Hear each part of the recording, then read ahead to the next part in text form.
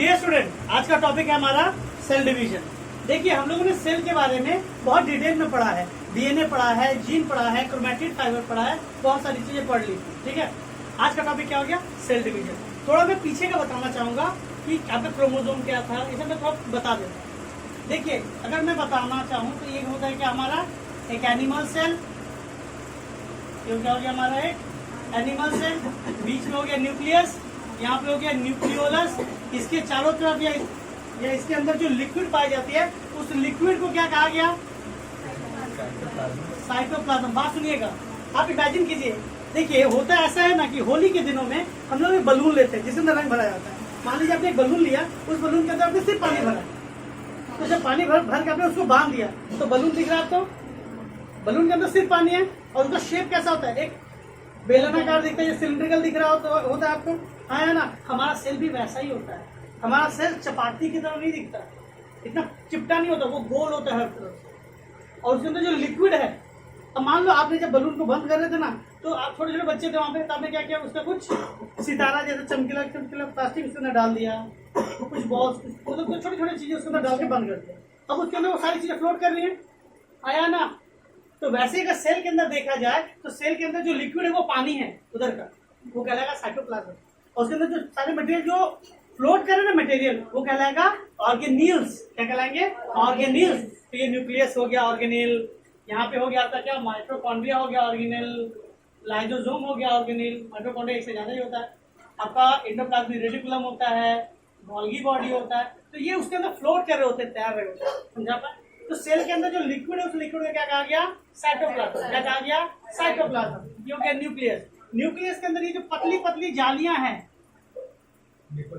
अगर इसमें जालियों में दिखाओ, बाहर लाके दिखाता हूँ, सुनिए, इस जाली को मैं क्या करता हूँ? बाहर निकाल के दिखाता हूँ। ये जाली आपको कैसा दिख रहा होता है?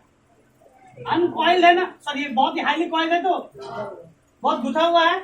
जिन लोगों ने कहीं पतंग उड़ाया है उनको पता है कि हम लोग जब टूट के किसी तोड़ के ले लेते हैं और जल्दी गिराते हैं और एक साथ उसको लपेट के पॉकेट में रख के भाग जाते हैं कि पकड़ ना ले, बहुत पड़ेगा।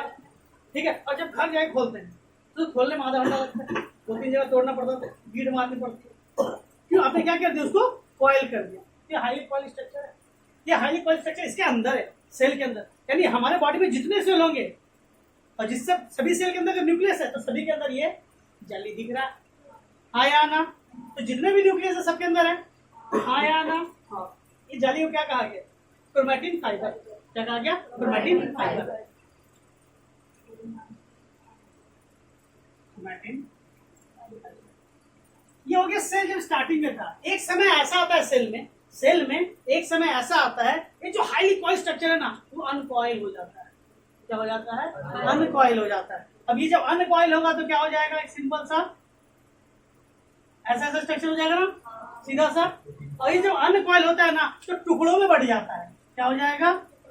टुकड़ों में बढ़ गया। हाँ या ना? सभी टुकड़ों को अरेंज करते हैं। क्या करते हैं?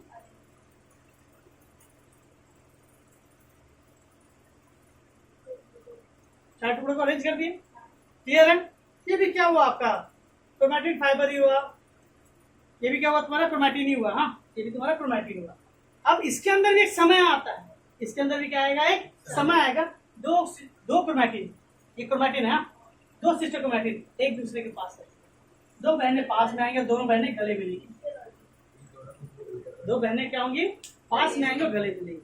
देखिए, होता ऐसा है कि मान लेते ये आपका है, ये आपका ऐसा हो जाता खुद में, और ये जो सेकंड वाला है ये भी क्या हुआ? खुद में ऐसा हो गया। और दोनों बहनें पास आई, और दोनों, देखो, बहनों में प्यार होता है, ये बात मानो। दो बहनें पास आई,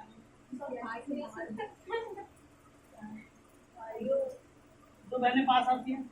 अब यहाँ पे क्या होता है ना, बहुत सारा प्रोटीन मॉलिक्यूल आके जुड़ जाते हैं, और इसका शेप जो इतना पतला दिख रहा है, छोटा दिख रहा है, वो क्या हो जाता है? इसके ऊपर प्रोटीन इतना चिपक जाएगा। प्रोटीन कितना चिपक जाएगा? इतना पतला है तो काश ना दिखे, बट इतना मोटा हो जाता तो दिखने लगता है।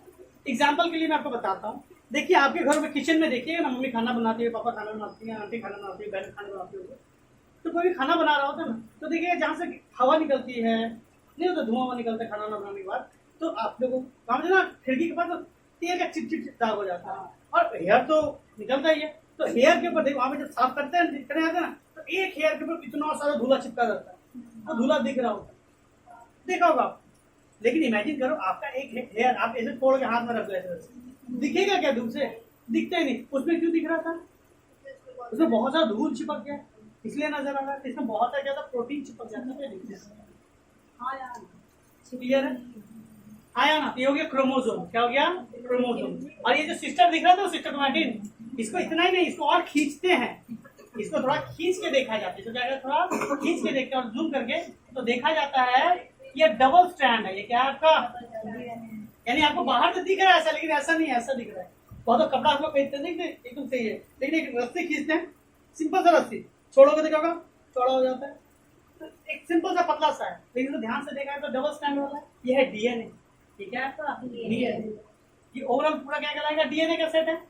और डीएनए ऐसे करके आ रहा है, ये सब डीएनए होते हैं, इसमें मैंने पढ़ाया था यार, कब विशेष होते हैं। अब बात सुनिए, ये जो डीएनए ना, इतना लंबा डीएनए, डीएनए को टुकड़ों में बांट दो। डीएनए को क्या करो? टुकड़ों में बांट दो। ये एक टुकड़ा ले लिए, ये दूसरा टुकड़ा ले लिया, तीसरा टुकड़ा ले लिया। हर टुकड़ा क्या कहलाएगा? जीन। हर टुकड़ा क्या कहलाएगा? जीन। हर टुकड़ा क्या कहलाएगा? जीन। तो मैं कह सकता हूँ बहुत सारे जीन आपस में मिलकर एक डीएनए बनाते हैं। बहुत सारे डीएनए मिलके एक छोटा सा डीएनए ना, एक डीएनए, और एक डीएनए का लंबा सा चेन चला गया, तो डीएनए का बहुत सारे डीएनए का चेन क्या करना है? क्रोमैटिन साइड, और यही आगे क्रोमोसोम बनाते हैं। हाँ या ना? अब मैं देखो पुरानी बातें वापस रिपीट करें। ये जीन क्या है? ये जीन हमारे बॉडी का ब्लूप्रिंट है। ये हमारे जीन, ये जीन क्या हमारे बॉडी का ब्लूप्रिंट है। हम लोग जो ऐसे दिख रहे हैं, मैं जो ऐसा आपको दिख रहा हूँ, ये एकदम काला कलूका सा जो जैसा भी दिख रहा हूँ, ब्राउन जो भी, ये ऐसा क्यों दिख रहा हूँ? क्योंकि मेरा स्किन का कलर कैसा होगा ये जीन डिफाइन कर रहा है। अगर मेरे पास कोई ऐसी दवाई आ जाए, ये कुछ ऐसा केमिकल में पी लूं जो जाके सीधा मेरे जीन को हिट करे, और जो मेरा बॉडी का कॉम्प्लेक्शन है उसको क्या करे? चेंज करे। तो मैं जो ब्राउन दिख रहा हूँ उसका तो कल हरा दिख रहा हूँ, क्योंकि उसने क्या किया? मेरे जीन के कलर को व्हाइट कर देंगे तो कलर चेंज हो जाएगा। तो आपका जो कलर है वो कौन डिफाइन कर रहा है? जी, ठीक है। ये सिर्फ कलर की बात नहीं कर रहा, आपके दांतों का स्ट्रक्चर क्या होगा, आपकी हाइट क्या होगी, आपका बिहेवियर क्या होगा, ये सब कौन डिसाइड करेगा? जी। हम लोग जो मदर के वॉर्म में होते हैं, देखिए अब आपको पढ़ाया जाएगा कि आप लोग क्यों अपने थोड़े से मम्मी की तरह दिखते हैं, थोड़े पापा की तरह दिखते हैं। कभी कभी कोई कुछ नहीं दिख रहा होता है मम्मी पापा की तरह, दादा दादी की तरह दिखता है, दादा दादी नाना नानी दिखता है। और कभी कभी क्या होता है, थोड़ा सा दिख रहा है, थोड़ा अपना अपना ही गुण है। तो ये सारी चीजें हमारे अंदर कैसे आ रही हैं, ये सब हम लोग चैप्टर में पढ़ेंगे। आगे जब जाएंगे तो इसमें पढ़ेंगे। ये सभी के पीछे कौन है आपका? आपने कभी सोचा है कि हमारा नाक ही इधर क्यों होता है? ऐसा क्यों नहीं होता कि हमारा एक नाक यहाँ पे, हाथ के अंदर, यहाँ पे? ये सारी चीजें जीन में हमारे हैं। ये सारी चीजें कहाँ पे? हमारे जीन में है। तो जीन डिसाइड करता है कि हमारा पूरा बिहेवियर कैसा, समझा पाए? बहुत सारी चीजें प्री ऑक्युपाइड होती है, पहले से सेट होती है कि ऐसे ही दिखेगा, इसके अंदर ये कुछ बीमारियां इसी एज में होंगी। ये सभी चीजें कौन डिसाइड करता है? जीन। और बहुत सारी चीजें हम लोग बाहर से गैदर करते हैं, जिससे नॉलेज जीन के अंदर नहीं होती। आप जो पढ़ते हैं आपके जीन के अंदर नहीं घुस जाएगा, तो कहाँ घुसेगा? ब्रेन के अंदर। अब जो भी पढ़ते हैं लिखते हैं वो जीन को इफेक्ट नहीं करता, वो किसको इफेक्ट करता है? ब्रेन। तो ये सारी चीजें पढ़ लिया, जब भी इसके अंदर डीएनए का यूज आएगा तो समझ जाएंगे सर इसके बारे में बात करें, जाली के बारे में बात करें, ठीक है। आपको जानकर ताज्जुब होगा कि ये न्यूक्लियस के अंदर ये जो जाली है ना, आप नॉर्मल टाइम में देखें आपको नहीं दिखेगा। कैसा दिखता है मैं एक एग्जांपल देता हूँ। आप लोग में से कितने लोग छठ पूजा में गए हो? सुबह सुबह घाट पे गए, तो सुबह या दोपहर जब भी गए, तो हम लोग जब जाते हैं ना तो वहाँ पे क्या होता है, चादर पे रखते सारा सामान। जब आंटी मम्मी चाची पे उतरने वाले होते हैं तो सबसे पहले एक आदमी उतर के पानी पे ऐसे ऐसे करके साफ करते हैं। अब हाथों के अंदर से ऐसे निकालते हैं, पूरा हरा हरा दिख रहा है, अलगाई कहते हैं हम लोग, काई कहते हैं। आप साफ सुथरे जगह पे जाते हैं, मैं तालाब पर, हम लोग तो बहुत ज्यादा काई है, हाँ या ना? ठीक, तो उसके अंदर बहुत सारा क्या है? काई है। आपको पूरा धुंधला नजर आ रहा है, ठीक है। आपने क्या किया, उस पानी को एक जार में भर लिया, एक बाल्टी में भर लो और ला के उसे एक लैब में रखो। मैं समझाने वाला हूँ, ठीक है, थोड़ा ध्यान दीजिएगा। आपने क्या करो, एक लैब के एक बड़े से बाल्टी जैसा एक जार है, उसके अंदर ट्रांसपेरेंट है, आपने इसके अंदर पानी भर दिया। पानी कैसा है? धुंधला, पूरा ग्रीन नजर आ रहा है, पूरा कैसा नजर आ रहा है? ग्रीन। और इसके अंदर क्या क्या समझ नहीं आ रहा, लेकिन मैंने इसके अंदर कुछ केमिकल की बूंदे 4-5 बूंदे डाल दी, 4-5 बूंदे डाल दी। जितनी उसकी गंदगी है वो आपस में चिपक गई, जितनी उसकी गंदगी क्या हो गई? आपस में चिपक गई। समझ लीजिए मैंने यहाँ पे एक पतली सी वायर लगा दी थी यहाँ 2 जगह, अब मैंने केमिकल डाल दिया था। जितना भी केमिकल डाला मैंने, थोड़ा जितना भी मैंने केमिकल डाला उसके पूरा रिएक्शन पानी के साथ हुआ, और पानी के अंदर जितना भी केमिकल था सब आगे इसके ऊपर क्या हो गया, सब आगे उसके ऊपर चिपक गया। ध्यान दीजिए जो पढ़ाने वाले हैं, सारा केमिकल चिपक गया इसके, मतलब उसके अंदर जितना भी आपका काई था यानी फंगस जो था सब आगे चिपक गया। आया ना, पानी कैसा दिख रहा होगा, ट्रांसपेरेंट, आर पार दिख रहा है। और इसके अंदर ये ग्रीन कलर का जो स्ट्रैंड है वो क्रिस्टल क्लियर नजर आ रहा है। हाँ या ना, ठीक है यहाँ तक। अच्छा पहले भी तो ग्रीन कलर था, दिख रहा था किसके कारण है, लेकिन अब मुझे दिख रहा है किसके कारण है। इसको बाहर निकालने को ग्रीन ग्रीन स्ट्रक्चर समझ आएगा, टेक्सचर समझ आएगा। आया ना, तो सेल के अंदर ये पतले पतले धागे जो होते क्रोमैटिन फाइबर ऑल टाइम रहते हैं, लेकिन पूरा सेल न्यूक्लियस के अंदर ये जो है ना पूरा धुंधला नजर आता है। कैसा नजर आता है, धुंधला, समझ ही नहीं आता क्या है। ये कंडेंस होकर क्रोमोसोम की तरह दिखता है। कंडेंस होकर जब दिखेगा तो पता है कैसे दिखेगा, ऐसा एकदम क्लियर दिखेगा, एकदम क्रिस्टल क्लियर, यानी ऑल टाइम नहीं दिख रहा होता है, एक परफेक्ट टाइम पे दिख रहा है। और ये कब दिखता है पता है, सेल डिवीजन के समय। कब दिखता है, सेल डिवीजन के समय। और आज हम लोग क्या पढ़ने वाले हैं, सेल डिवीजन। तो ये सारी चीज पुरानी थी, डिस्कस कर लिए, अब आते आगे, ठीक है। सेल डिवीजन है क्या, सेल डिवीजन की जरूरत क्या है। देखिए सेल डिवीजन की जरूरत वाले बात नहीं, सेल डिवीजन की जरूरत इसलिए है कि आपके अंदर प्रॉपर ग्रोथ हो पाए। आपने कभी नोटिस किया है कि जो छोटा बच्चा न्यू बॉर्न होता है वो इतना छोटा होता है, इतना सा छोटा होता है, ठीक है। समय रहते रहते और अच्छा खाना पीना खाते रहते वो इस हाइट का हो जाता है। चलिए ध्यान देते हैं सेल डिवीजन के बारे में। हाँ, सेल डिवीजन की जरूरत क्यों पड़ती है, आप इमेजिन करो, हम लोग जब देखते हैं जब कोई छोटा बच्चा जन्म लेता है, कोई बच्चा जन्म लेता है तो बच्चा इतना छोटा होता है, उसको खाना मिल रहा है, न्यूट्रिशन मिल रहा है, सभी चीज मिल रहा है, एक सर्टेन वो देखते हैं क्या इतना बड़ा हो जाता है, फिर इतना बड़ा हो जाता है, फिर इससे बड़े हो जाते हैं। तो उसके अंदर इतना ज्यादा डेवलपमेंट कैसे हो गया, इतना ज्यादा ग्रोथ कैसे।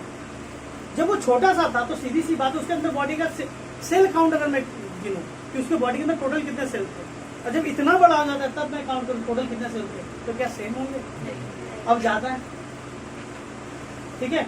आपको पता है किसी भी आप ह्यूमन को देखो या हम मुझे ही देखो, किसी को भी देख लो, उनका जन्म सिर्फ इसलिए हो पाया है 2 सेल आपस में मिले। कितने सेल, 2 सेल, उन्हें गैमेट कहा गया, सेक्स गैमेट कहते हैं, मेल गैमेट फीमेल गैमेट, वो दोनों मिले तो हम लोग बने।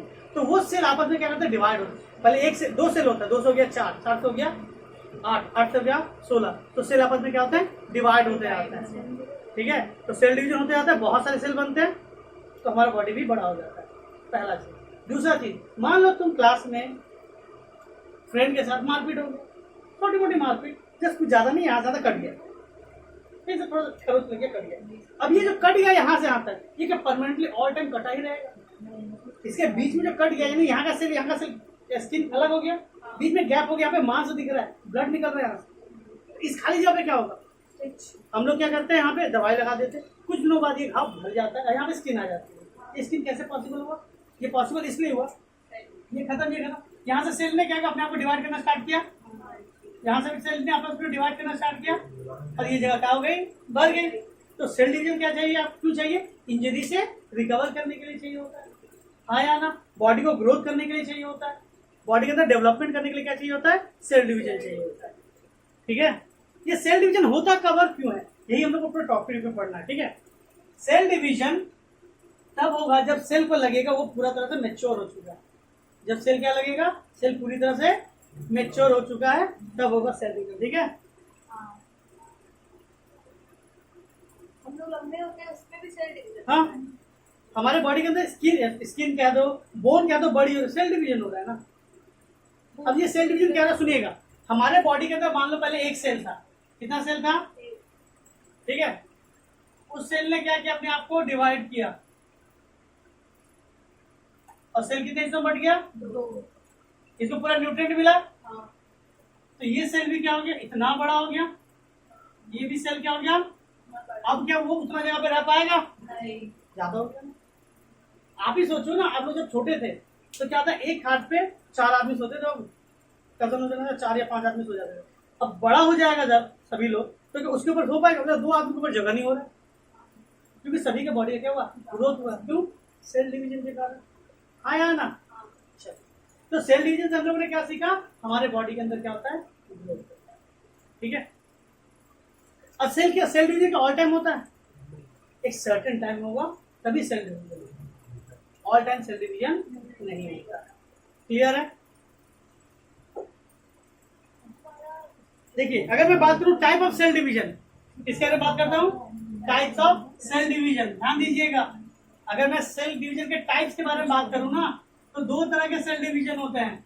एक होता है अमाइटोसिस, एक होता है, वर्ड पे थोड़ा ज्यादा ध्यान दीजिएगा, मिलते जुलते बहुत सारे वर्ड मिलेंगे, माइटोटिक मिलेगा, माइटोसिस मिलेगा, अमाइटोसिस मिलेगा, सबका अपना अपना मीनिंग है। माइटोसिस, सिस फॉर सिस्टर, अमाइटोसिस, ठीक है, ये भी ये माइटोसिस अ लग गया, जैसे मैं आपको बता रहा हूँ, सिस है ये, माइटोसिस है, माइटोटिक नहीं है। बच्चे लोग माइटोसिस और माइटोटिक को एक कर देते हैं, वैसा मत सोचिएगा। ये क्या है, माइटोसिस, ये क्या है, अमाइटोसिस। क्लियर है? अच्छा, एक और होगा ना, मियोसिस। एक क्या होगा, मियोसिस। यानी सेल डिवीजन कितने टाइप लोग हैं, 3, अमाइटोसिस, माइटोसिस, मियोसिस। क्लियर है? अमाइटोसिस का दूसरा नाम डायरेक्ट सेल डिवीजन क्या होगा, डायरेक्ट सेल डिवीजन। अमाइटोसिस क्या है आपका, डायरेक्ट सेल डिवीजन। इसमें सेल प्रोसेस को फॉलो नहीं करता, एक डिफरेंट प्रोसेस होगा, पहले न्यूक्लियस के अंदर जाएंगे, न्यूक्लियस को डिवाइड करेंगे, ठीक है, या फिर क्रोमैटिड फाइबर मतलब क्रोमोसोम के नंबर को डिवाइड करेंगे, एक प्रोसेस होता है। तो इसके अंदर सेल क्या होगा, प्रोसेस फॉलो नहीं करेगा, क्रोमोसोम वाला प्रोसेस फॉलो नहीं करेगा। इसमें सेल अपने आप को क्या करेगा, डिवाइड करेगा। और ये किसके अंदर होता है, ये आपका होता है यूनिसेलुलर ऑर्गेनिज्म में, जैसे अमीबा, पैरामीशियम, फंगाई, इन सब के अंदर क्या होगा आपका, सेल डिवीजन अमाइटोसिस होता है। क्या होता है आपका, अमाइटोसिस। एग्जाम्पल हो गया ईस्ट बैक्टीरिया, एनिमल में हो गया अमीबा। ठीक है, इसमें क्या होता है, एक सेल है, देखो सभी सेल छोटे होते हैं, सभी सेल क्या होते हैं, छोटे होते हैं। छोटे सेल को कहा जाता है डॉटर सेल। क्या कहा जाता है? फिर एक ऐसा एग्जाम्पल जहाँ पे साफ साफ बताया गया है कि सन का कोई रोल नियति है, कुछ नहीं कर सकता। डॉटर सेल छोटा सा, समय मिला, ग्रो हुआ, ये डॉटर सेल क्या हो गया, बड़ा हो गया। क्यों डॉटर सेल क्या गया, देखो इसके पीछे भी रीजन है। ये ग्रो कितना बड़ा हो गया, अब इससे ज्यादा वो ग्रो नहीं हो सकता। अब क्या हुआ, समय के साथ इसके अंदर सेल डिवीजन स्टार्ट हुआ, और एक सेल ने क्या किया, 2 सेल में कन्वर्ट हो गया। तो इस सेल को कहा गया पेरेंट सेल। क्या कहा गया, या फिर क्या कहते हैं, मदर सेल। क्यों? क्योंकि सृजन करने की जो शक्ति होती है, कुछ भी बनाने का जो शक्ति होता है, वो सिर्फ मदर के अंदर होता है। क्या हो गया, सृजन करने की शक्ति किसके अंदर, सिर्फ मदर के अंदर होती है, इसीलिए कहा गया इसे क्या, मदर सेल। और ये डॉटर इसलिए कहा गया क्योंकि आगे जाके डेवलप होगी और ये सेल डिवीजन करेगी, इसलिए इसका नाम क्या हो गया, डॉटर सेल। आया ना? इसके अंदर कोई नॉर्मल प्रोसीजर नहीं था। सेल है, सेल का ये साइटोप्लाज्म, ये क्या है, सबसे पहले साइटोप्लाज्म। इसके अंदर क्या होगा, सीधा ऐसे नहीं होता, इसका न्यूक्लियस पिचक के ऐसे हो जाएगा, सेल भी ऐसे पिचक के ऐसे हो जाएगा, और 2 सेल में टूट गया। आया ना? ये क्या हो गया, अमाइटोसिस। ये क्या हो गया आपका, अमाइटोसिस सेल डिवीजन। और ये डायरेक्ट सेल डिवीजन है, तो ये बहुत फास्ट होता है। ये क्या होता है, बहुत ज्यादा फास्ट होता है। इसलिए देखते ना, तालाब के अंदर एक छोटा सा ईस्ट यानी काई डाल दो, छोड़ दो, 7 दिन के अंदर पूरा तालाब क्या हुआ, काई से भर जाता है। 7 दिन, एक बहुत बड़ा तालाब होगा, एक महीने के अंदर देखिए पूरा तालाब में काई भर गया। क्यों? हल्का ईस्ट होने से हो जाता है। आपके घर या आंगन में देखिए काई जम जाता है, मम्मी उसको साफ करती है सरफ से, अच्छे से रगड़ के, हल्का सा कहीं ना कहीं बच जाता है, 1 महीने के अंदर वापस बहुत भर जाता है। रीजन ये, क्योंकि वो कौन सा सेल डिवीजन करता है, डायरेक्ट सेल। ठीक है, अब हम लोग क्या बात करने वाले हैं, माइटोसिस सेल डिवीजन यानी इनडायरेक्ट सेल डिवीजन।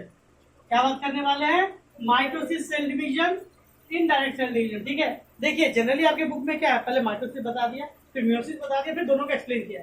लेकिन हम लोग क्या करेंगे, सबसे पहले माइटोसिस को पूरी तरह क्या करेंगे, पढ़ेंगे।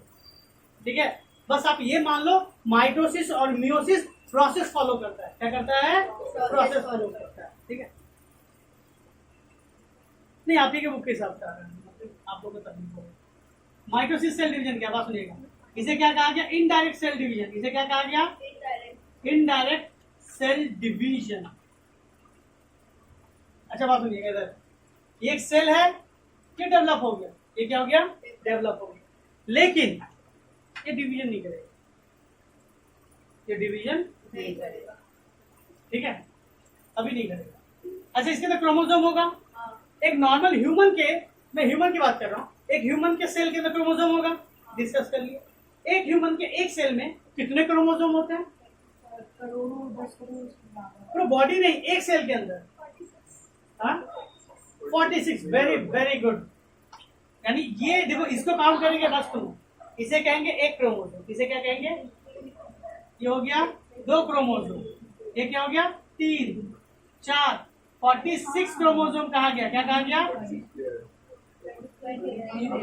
इसको कहते हैं 23 पेयर। बाबू लोग ध्यान दो थोड़ा, बहुत इंपॉर्टेंट चीज बता रहे हैं। कितना होता है 23 पेयर, कितना होता है। और ये जो क्रोमोसोम हमारे बॉडी के अंदर अरेंज होता है ना, तो हम लोग साइज के हिसाब से लेते हैं। किसके हिसाब से लेते हैं, साइज के हिसाब से। यानी स्टार्टिंग का जो क्रोमोसोम होगा एक बड़ा बड़ा होगा। और ये देखो पेयर क्यों कहा गया, पेयर ये इसलिए कहा गया क्योंकि दोनों मोटा मोटी एक ही जैसा दिखता है, एक ही जैसा दिखता है। ये करते करते जाएंगे, साइज छोटा होते चला जाएगा, लास्ट में पहुंचा 22। ये कौन सा है 22 को पेयर, यानी ऐसे करते चला जा रहा था। ये हो गया कितना 43 44, क्या हो गया 44, आया ना। अब ये जो 44 है, बात सुनिएगा, ये जो 44 पेयर है, ये मेल के लिए भी सेम है, फीमेल के लिए भी सेम है। ये किसके लिए है, मेल के लिए भी सेम है, फीमेल के लिए भी सेम है। दोनों को सेम मिले को फर्क नहीं पड़ता। अब सर अभी तो 46 का है, ये 44 सभी के लिए। अब बचा 2 ठो, तो यहाँ पे थोड़ा दिक्कत होता है। अगर मैं बात करूं फीमेल की, तो फीमेल का ये 45 नंबर, ये हो गया 46 नंबर, ये क्या हुआ 45 नंबर, ये क्या हुआ 46 नंबर। लेकिन जैसे देखो पेयर में है, यानी जोड़ा जोड़ा में एक साथ साथ होगा। और जैसे मेल के बारे में आएगा, ये बड़ा वाला होता है, एक छोटा क्यों, ये हो गया 45, ये हो गया 46। ये जो लास्ट के बाद सुनिए, ये जो 44 क्रोमोसोम है, तो ध्यान दीजिएगा इधर, यहाँ जो 44 पेयर मैंने कहा ना, ये जो बॉडी के अंदर जो 44 क्रोमोसोम, इसका मतलब क्या हुआ 22 पेयर या 44 क्रोमोसोम जो बोलते हो, इसका काम क्या है, इसे कहते हैं बॉडी सेल। इसे क्या कहते हैं, बॉडी सेल क्रोमोसोम, ठीक है, या सोमैटिक सेल क्रोमोसोम इसलिए कहा जाता है क्योंकि आपके बॉडी में टोटल जो स्किन का काम हो रहा है, बोन का काम हो रहा है, लीवर का काम हो रहा है, जो भी काम हो रहा है, ये देखो आपके बॉडी के अंदर जो भी काम होगा कौन देखेगा 44 सॉरी 22 पे, यानी 44 क्रोमोसोम देखेगा। ठीक है सर, लास्ट वाला किस लिए, ये लास्ट वाला आपका सेक्स क्रोमोसोम है, आपका सेक्स डिफाइन करता है कि आप मेल बनोगे या फीमेल बनोगे, कौन डिफाइन करेगा। अब इसके अंदर ईरर हो जाता है तो अलग अलग आपका क्राइटेरिया बनता है, वो अलग है। अगर इसी के अंदर आपका क्या होता है, ईरर आ जाता है, तो आपका अलग अलग क्राइटेरिया बनता है। ठीक है, तो हम लोगों ने क्या देखा, इधर मेल, इधर क्या हो, ये दोनों के अंदर कॉमन है, यानी देखो इसीलिए सबका नाक एक जैसा, आंख नाक कान ये सब चीजें। लेकिन जो चीज डिफरेंट है मेल और फीमेल में, वो इसके कारण है, लास्ट का 2 के कारण। ये जो लास्ट का जो 1 पेयर है ना 45 46, लास्ट का जो आपको 1 पेयर दिख रहा है, यानी दोनों क्रोमोसोम दिख रहा है, इसी के कारण मेल और फीमेल के अंदर जो फिजिकली या आपका बॉडी के अंदर का जो डिफरेंसेस है, वो इसी के कारण हो रहा है। हाँ या ना, ठीक है, किसी के अंदर भी इधर आ सकता है। अच्छा देखो बात सुनो, ये जो बड़ा वाला पार्ट आपको दिख रहा है ना, इसको एक्स कहा जाता है। इसे क्या कहा जाता है, देखो एक्स जैसा दिख रहा है, तो ये भी एक्स हो गया, ये भी एक्स जैसा दिख रहा है। तो भगवान तो आधा पूरा ह्यूमन को ही बनाते थे, इक्विवेलेंट दिया जरूर है कि ये बात। तो आप सोचते हैं कि आपके साथ गवर्नमेंट गलत करे, तो नहीं, ऊपर से गलत होते हैं। लास्ट क्रोमोसोम ही छोटा है। हाँ या ना, किसे कहा गया, सोमैटिक सेल। क्या कहा गया, ये जो माइटोसिस सेल डिवीजन है, ये सोमैटिक सेल के लिए है, यानी इसी 44 के लिए, ये 45 46 के लिए नहीं है। समझा पाए, तो माइटोसिस सेल डिवीजन क्या है, किसके लिए, 44 क्रोमोसोम के लिए, यानी 22 पेयर के लिए। इसके अंदर कौन सा सेल डिवीजन होगा, माइटोसिस। लास्ट वाले के लिए कौन आता है, म्यूसिस। और ये आपका इनडायरेक्ट सेल डिवीजन है, यानी ये सेल डिवीजन डायरेक्ट नहीं करेगा, ये कहेगा प्रोसेस है, पहले ये करेंगे, फिर ये करेंगे, फिर ये करेंगे, फिर ये करेंगे, फिर सेल डिवीजन होगा। यानी एक स्टेप में करेगा ये नहीं, इसके लिए कई सारे स्टेप्स है। हाँ या ना, तो जहां पे अच्छा इसके अंदर भी क्या होगा, एक सेल दो सेल में टूटेगा, इसके अंदर भी क्या होगा, एक सेल दो सेल में टूटेगा। अब कहेंगे सर ये तो डायरेक्ट वाले में भी था और माइटोसिस के अंदर था, लेकिन ये क्या है माइटोसिस, इसके अंदर एक प्रोसेस है, पहले एक सेल दो न्यूक्लियस में टूटे, एक सेल के अंदर क्या एक न्यूक्लियस कितने न्यूक्लियस में टूटा, तो न्यूक्लियस में टूटने को कहते हैं कैरियोकाइनेसिस। और न्यूक्लियस के टूटने का 4 स्टेप है, 4 स्टेप होता है तो जाके न्यूक्लियस टूटता है, पढ़ेंगे हम लोग। उसके बाद सेल टूटता है, उसके बाद क्या हुआ आपका, उसके बाद आपका सेल टूटता है, इसे कहा गया साइटोकाइनेसिस। क्या कहा गया, ठीक है, इसीलिए इसका नाम क्या, इनडायरेक्ट सेल डिवीजन। क्या है इसका, इनडायरेक्ट सेल डिवीजन। समझा पाए। अच्छा हमारे अंदर जो क्रोमोसोम है बाबू कितना है, 46। अब 46 को हम लोग 2 तरीकों में डिवाइड किया ना, किसमें किया बाबू, 44 और अच्छा फीमेल के अंदर क्या था 45, ये 46। ध्यान दीजिए था ना फीमेल का, मैं आपको लिखना भी सिखा रहा हूँ। अगर यही मेल होता है 44 एक्स और वाई, ये जो 44 सेम है ना, इसको ए लिख दिया जाता है, यानी ऑटोजोम। क्या लिख दिया गया, ऑटोजोम, दोनों में सेम सही, उसी के लिए आया ना, ठीक है। अब ध्यान से देखो 2 का मल्टीपल है ना, इसी को लिखा जाता है 2n। क्या लिखा जाता है, यानी डिप्लॉयड। क्या लिखा जाता है, डिप्लॉयड। जस्ट याद रखो ये 2n है। अब इसके अंदर क्या होगा, एक सेल हमेशा 2 सेल में टूटेगा, ये आगे जाके फिर 2 में टूटेगा, ये फिर जाके ये फिर क्या होगा 2 में टूटेगा, ये 2 करके टूटता है। कितना करके टूटता है, इसलिए इसका नाम क्या है, डिप्लॉयड। क्या नाम है, डिप्लॉयड। क्लियर है। अच्छा अगर तुम्हें कहेगा ऑटोजोमल सेल डिवीजन कौन सा है, ऑटोजोमल माइटोसिस, ठीक है। डिप्लॉयड कौन है, माइटोसिस। और भी रीजन है डिप्लॉयड बोलने के, जब हम लोग पढ़ेंगे तो और सीखेंगे, ठीक है यहाँ तक। और इसे क्या कहा गया, ये इनडायरेक्ट सेल डिवीजन आया ना, इसका एक और नाम है इक्वेशनल सेल डिवीजन। क्या कहा गया, समझिएगा। होता ऐसा है कि हमारे पास टोटल कितने, ऑटोजोम की बात कर रहा हूं मैं, किसकी बात कर रहा हूं, ऑटोजोम। हमारे पास कितने ऑटोजोम है, 44, यानी ऐसे ये 1 ये 2 ये 3 ऐसे करते करते कितने 44 तो है। हाँ आया ना, ये 2 न्यूक्लियस में टूट गया, तो तुम्हें लगा सर 22 जाना चाहिए, आया ना, तो इसको भी 22, इसको मैं हटा दूं तो इसको भी 22 मिलना चाहिए, इसको भी 22 मिलना चाहिए, नहीं 44 टूटेगा ना, तो इसको भी 44 मिलेगा, इसको 44 मिलेगा। इसीलिए इसका नाम है इक्वेशनल सेल डिवीजन, यानी एक तरीके से टूटता है, ठीक है। Which cell division is called equational cell division, mitosis. Why, because number of chrome autosome in parent cell और daughter cell are same, exactly same, इसलिए इसका नाम क्या है, इक्वेशनल सेल डिवीजन। 2 नंबर का सवाल है ये, बच्चे लोग बोलते सर लिखे क्या, सर यही लिखना है, number of chromosome in a parent cell is equal to the number of chromosome in a daughter cell, and this method is called equational cell division. एक तरीके से समझा रहा है, इक्वेशन को फॉलो कर रहा है, इसलिए इसे कहते हैं इक्वेशनल सेल डिवीजन। आया ना, कैसे होता है इसी को तो पढ़ना है, इस बात में समझा, मतलब क्लियर हो गया। तो माइटोसिस पढ़ लिया, डायरेक्ट है, इसे कहा गया इक्वेशनल। नंबर ऑफ क्रोमोसोम, देखो यहां से सवाल आता है, number of chromosome in parent cell and daughter cell are still same. और कौन सा सेल क्रोमोसोम की बात हो रही है, ऑटोजोम। किसकी बात हो रही है दीदी, ऑटोजोम। क्लियर यहां तक, आया ना। अब बात करते हैं किसके बारे में, मियोसिस। किसके बारे में बात करेंगे, meiosis cell division,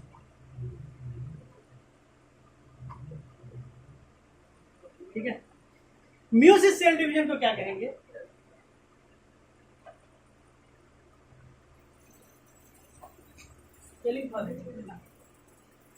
meiosis cell division.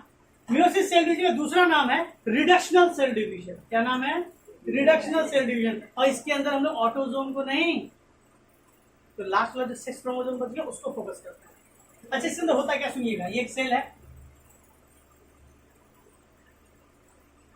एक सेल है, इसके अंदर न्यूक्लियस होगा, ये क्रोमोसोम होगा, आया ना। इसके अंदर सबसे पहले क्या होगा, ये सेल के अंदर एक न्यूक्लियस कितने न्यूक्लियस में टूट जाएगा, तो उसमें तो सेम ही था, रुको जरा समझ, ये न्यूक्लियस वापस फिर टूट गया,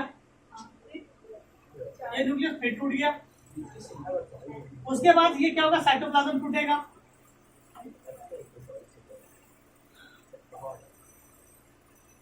फिर ये टूटेगा। तो मतलब एक सेल से कितना सेल बना बाबू? 4। इसको हैप्लॉइड सेल डिवीजन भी कहा जाता है। क्या कहा जाता है? हैप्लॉइड सेल डिवीजन भी कहा जाता है। हाँ या ना? क्रोमोसोम सेम टूटेगा ना? क्रोमोसोम सेम रहेगा? नहीं, इसमें क्रोमोसोम सेम नहीं होगा। अगर इसके अंदर मान लेते हैं क्या 46 है ना, तो डॉटर के अंदर 23 यही सब तो पढ़ना है। इसीलिए इसको कहते हैं reductional cell division. Why it is called reductional cell division? Because the number of chromosome in a parent cell, ठीक है, so the number of chromosome in a daughter cell is exactly half of that's why it is called reductional cell division। और ये कहाँ पे होता है? ये sex cell के अंदर सेल डिवीजन किस तरह होता है, ठीक है, या जर्म सेल के अंदर होता है। क्लियर है? सेक्स सेल पे जर्म सेल कहा जाता है। क्लियर है या डाउट है? हाँ या ना? यानी जब मदर के वॉर्म में हम लोग रहते हैं, तो जो गैमेट मिल रहा है, जायगॉट बन रहा है, वो जायगॉट किससे बनता है? क्योंकि जायगॉट पता है मेल गैमेट और फीमेल गैमेट से मिल रहा है, और फीमेल गैमेट मेल गैमेट मिलने के बाद बेबी बनेगा। तो वो तैयारी कौन कराता है? मियोसिस। हाँ या ना? समझा पाए? ठीक है। देखिए अब जो हम लोग पढ़ने वाले हैं ना, वो पढ़ने वाले सेल साइकिल। क्या पढ़ने वाले हैं? Cell cycle. और ये सेल साइकिल आपका पूरा सेल के लिए, माइटोसिस हो या मियोसिस हो, उन दोनों के लिए एप्लीकेबल है। ये सेल साइकिल किसके लिए एप्लीकेबल है? माइटोसिस के लिए भी एप्लीकेबल है, मियोसिस के लिए भी एप्लीकेबल है। ठीक है, देखिएगा अगर मैं पूरे जर्नी को, हम लोग क्या पढ़ने वाले हैं? सेल साइकिल ना। अगर मैं सेल का पूरा लाइफ, जब से वो जन्म ले रहा है जब तक वो मर जा रहा है, इसके पूरे को एक साइकिल से बताया। जैसे आपने छोटे क्लास में पढ़ा होगा बटरफ्लाई का लाइफ साइकिल, याद आ रहा है? आती है, अंडे देती है, वहां से उससे कैटरपिलर निकलता है, वो पत्ते खाती है, पीपा बनता है, फिर सुंदर से बटरफ्लाई निकलती है, फिर वो एक पत्ते पे आके बैठ जाएगा। चल रहा था ना, पढ़ा ना? वो सेल साइकिल। सपोज मैं एक सर्कल से क्या करता हूँ? सेल का लाइफ बनाता हूँ। तो देखो सेल का लाइफ, अगर ये मान लेते सेल का लाइफ यहाँ से शुरू हो रहा है, कहाँ शुरू हो रहा है?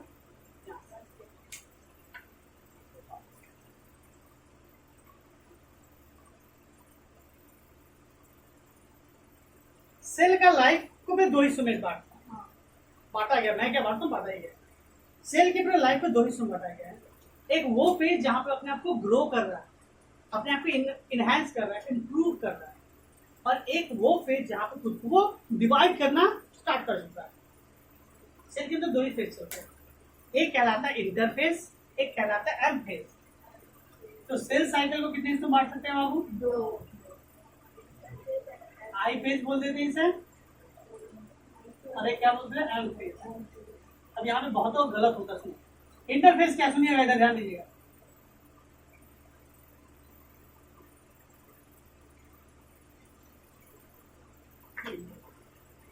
ये क्या था?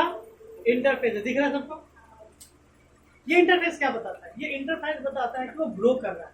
वो क्या कर रहा है? ग्रो कर रहा है। वो जस्ट डॉटर सेल, ये देखो ये बता रहा है, यहाँ से लाइफ जाना स्टार्ट हुआ ना, ये डॉटर सेल है। ये क्या था? Daughter cell. ये डॉटर सेल से क्या बना? पैरेंट सेल बन गया। ये जो इसका ग्रोथ हो चुका है, ये ग्रोथ यहाँ पे हो रहा है, सेल डिवीजन हुआ नहीं। सेल डिवीजन कहाँ पे होगा? इस छोटे वाले जगह पे होगा। इस छोटे वाले जगह को क्या कहते हैं? और एग्जाम में यही पूछ देता है। हाँ, क्या हो गया? M phase. एम का पूरा नाम पता है क्या है? Mitotic phase. क्या नाम है? एग्जाम में आता है डिफाइन माइटोटिक, और बच्चा माइटोसिस लिख के चला आता है। 20 प्रिंट है, लिख के चला आया। समझा पाए? इसीलिए मैंने कहा था माइटोसिस। ये माइटोटिक कह दे। माइटोटिक मतलब डिवीजन वाला फेज। माइटोटिक मतलब डिवीजन वाला फेज। अगर मान लेते हैं आपके पास 100 रुपए है, कितने रुपए? 100 रुपए। तो 100 रुपए नहीं, आपके पास 100 मिनट है, 100 मिनट।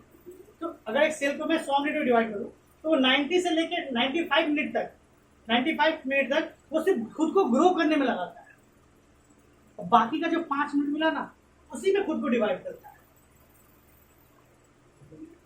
समझा पाए? यानी उसको पूरे जीवन को देखा जाए तो 95% हिस्सा वो खुद के ऊपर, खुद को ग्रो करने में बिता रहा है, और बाकी का 5% किसे बिता रहा है? डिवाइड करने में। तो पूछा जाएगा सेल साइकिल का कौन सा सेल साइकिल कौन सा सबसे बड़ा, which is the longest cell cycle, तो क्या कहिएगा, इंटरफेज, इंटरफेस। ठीक है। और कौन सा डिवीजन फेज है, माइटोटिक फेज। हाँ या ना, किसके अंदर न्यूक्लियस डिवाइड होगा, किसके अंदर सेल डिवाइड होगा, माइटोटिक। जितना डिवीजन है सब इसी के अंदर है, इसके अंदर सिर्फ ग्रोथ होता है। हाँ या ना। अब ये इंटरफेस को भी बहुत से हिस्सों में बांटा गया, इंटरफेस को इस तरह से बांटा गया, देखिएगा ध्यान से, जो होता है एस फेज, ये क्या हो गया आपका, एस फेज, ठीक है, ये क्या हो गया आपका एस फेज। फिर क्या हो गया आपका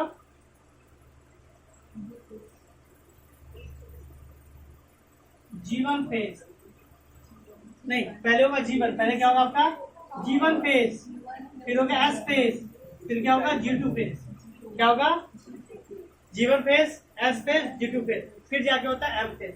M फेज यानी माइटोटिक। क्लियर है, हाँ या ना, यहाँ तक समझा पाए। अच्छा, इसके अलावा भी जो सेल इस जर्नी को फॉलो करेगा उसका तो सेल डिवीजन होगा, ठीक है। देखो बच्चा स्कूल से, घर से निकला, स्कूल पहुंचा, स्कूल में पढ़ाई किया, ट्यूशन पे गया, पढ़ाई किया, घर पहुंचा, इसके अंदर सेल डिवीजन ग्रोथ होगा। लेकिन लेकिन लेकिन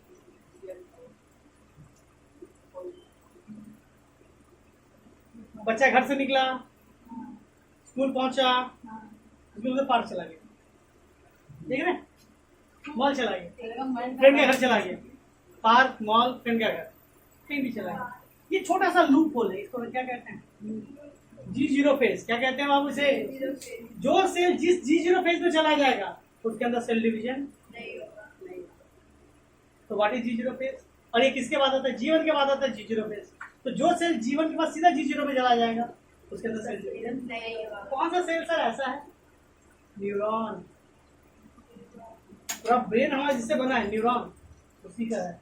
यानी किससे, उससे तो सेल डिवीजन नहीं होता, नहीं उसके अंदर सेल डिवीजन नहीं होता। बचपन में जब तुम बॉर्न हुए थे तुम्हारे पास जितना न्यूरॉन था, आज भी तुम्हारे पास उतना न्यूरॉन। इसलिए कहते हैं कि जब बच्चा खाट से गिर जाता है या सर पे चोट लग जाती है तो कुछ सेल डैमेज हो जाते हैं। सर वो तो G0 पे चले, उसमें रिपेयर होगा क्या, वो कट गया, सब कट गया, रिपेयर बोलती है। समझा पा रहे हैं? तो मैं बात कर रहा हूँ ब्रेन का अंदर में, जहाँ पे आपका मेमोरी स्टोर होता है वो सारी, हाँ या ना, ठीक है। तो इसे कहते हैं न्यूरॉन। समझा पाए, G0 फेज किसके अंदर पाया जाएगा, G0 फेज न्यूरॉन में पाया जाएगा, हाँ या ना। इसीलिए अब कहेंगे सर क्या कुछ रेमेडी नहीं है। देखो न्यूरॉन ना सेल डिवीजन नहीं करता, लेकिन न्यूरॉन ना ब्रांचेस बना सकता है, डेंड्राइट कहते हैं। मान लो इतना जब कट गया, जब किसी को ब्रेन में चोट लग जाती है ना, फिर भूलने लगता है, तो डॉक्टर पता है क्या करता है, उसे ना कुछ एक्सरसाइज कर देता है या फिर कुछ एक टास्क कर देता है कि आपको यही रूटीन फॉलो करना है। तो वो एक ही चीज अगर बार बार करता है तो उसकी मेमोरी में बैठ जाती है, यानी नए नए ब्रांचेस बने रहते हैं। तो जो खाली गैप है ना, वो खाली गैप को ब्रांचेस भर देती है, डेंड्राइट भर देता है। ये हो सकता है, लेकिन वो सेल कभी भी रिपेयर खुद को नहीं कर सकता है। यहाँ तक समझा पाए। अब बात करते हैं सर जीवन में क्या होता है, G0 में, सर S में क्या होता है, G0 में क्या होता है। अगर G0 हटा दें तभी सेल में नहीं पाया जाएगा, ठीक है। तो इंटरफेस, हम लोग किसके बारे में बात कर रहे हैं। देखो जब साइंस उतना डेवलप नहीं था, हमारे ये माइक्रोस्कोप उतना ज्यादा डेवलप नहीं थे, ठीक है, तो हुआ ऐसा उसमें, इधर ध्यान दो, वहां पे ऐसा हुआ कि जब साइंस डेवलप नहीं था ना, तो वो न्यूक्लियस के अंदर झांक के देखते थे तो एक ही जैसा लगता था, फिर अचानक से दिखता था सेल डिवीजन हो रहा है, ये दिखने लगता था, ये सब ध्यान नहीं पड़ता था। लेकिन धीरे धीरे माइक्रोस्कोप क्या हो गया, डेवलप आने लगे, बहुत ज्यादा डेवलप आने लगे। अब जो उसके अंदर ध्यान से देखा गया तो बोला नहीं, सबसे ज्यादा एक्टिविटी तो इसी अंदर होती है।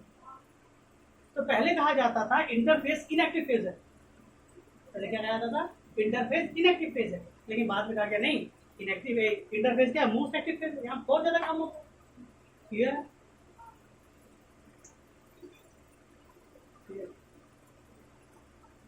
अब देखिए हर फेज का अपना अपना काम है, और याद रखिएगा जितने भी आपको ये फेज दिख रहे हैं ना, ये चेक पॉइंट्स है। जब तक इसका सारा काम नहीं होगा वो ऐसा नहीं भेजेगा, जब तक ऐसा सारा काम नहीं होगा G2 में नहीं भेजेगा। जैसे G2 का सारा काम होगा तभी इधर जाएगा। ये चेक पॉइंट्स है, ठीक है, आपका चेक पॉइंट है। अब सवाल आता है कि सर जीवन में क्या होता है, इन सब चीजों में क्या क्या होता है।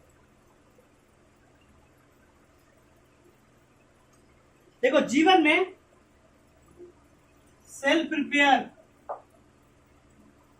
For cell division. देखो अगर आपको कह देगा किस फेज में वो खुद को तैयार करता है कि अब वो सेल डिवीजन करने के लिए रेडी हो रहा है, वो कौन सा है आपका? जीवन। ठीक है, अब जो सबसे बड़ा सवाल यहां से बनता हुआ सब ये है, देखो मैं सब इसी के अंदर लिखता हूं, cells grow, cell growth in size. Cell छोटा से क्या हो रहा है? बड़ा होना स्टार्ट हो रहा है। इसके अंदर आरएनए एंड प्रोटीन सिंथेसाइज होगा। क्या होगा? एक एक नंबर का सवाल है सब। एंड प्रोटीन सिंथेसाइज यानी प्रिपेयर होगा। ठीक है, एस फेज में क्या होता है? डीएनए सिंथेसाइज होता है। ये कितनी बार आया हुआ सवाल है, डीएनए किस फेज में सिंथेसाइज होगा? तो डीएनए क्या होता है? एस फेज में। टीएनए सिंथेसाइज होगा यहाँ पर। और इसके अंदर डीएनए क्या होता है? डबल होता है, डीएनए के डबल।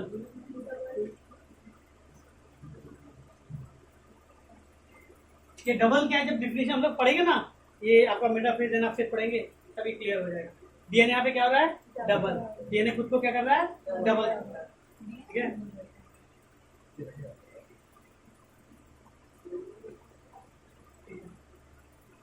G2 में क्या होगा? सेल का ग्रोथ होगा, आरएनए प्रोटीन से यानी सारा चेक कर लिया, क्रॉस चेक कर रहा है कि क्या सारा चीज सही हो गया, आया या नहीं आया। ये हो गया आपका G2। ठीक है, देखो अब कहेंगे सर एक सेल का जो सेल साइकिल है, एक सेल का जो सेल साइकिल है, ठीक है ना? ठीक है, एक सेल का जो सेल साइकिल है वो कुछ मिनटों से लेके कई सालों तक का होता है। कुछ मिनटों से लेके कई सालों। आपका एक सेल बना, खत्म हो गया, 1 मिनट खत्म हो गया, उसका लाइफ ही 1 मिनट का है। आपको पता आरबीसी का सेल साइकिल कितना है? 120 दिन।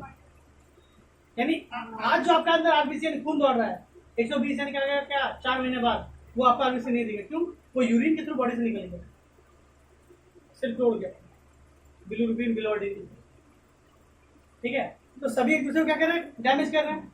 सभी सेल की लाइफ है, लेकिन कुछ कुछ सेल के आपके 25 साल, एक साइकिल कंप्लीट होने में 25 साल लगा। कोई कोई सेल ऐसा है जो एक साइकिल कंप्लीट होने में कितना लगा रहा है?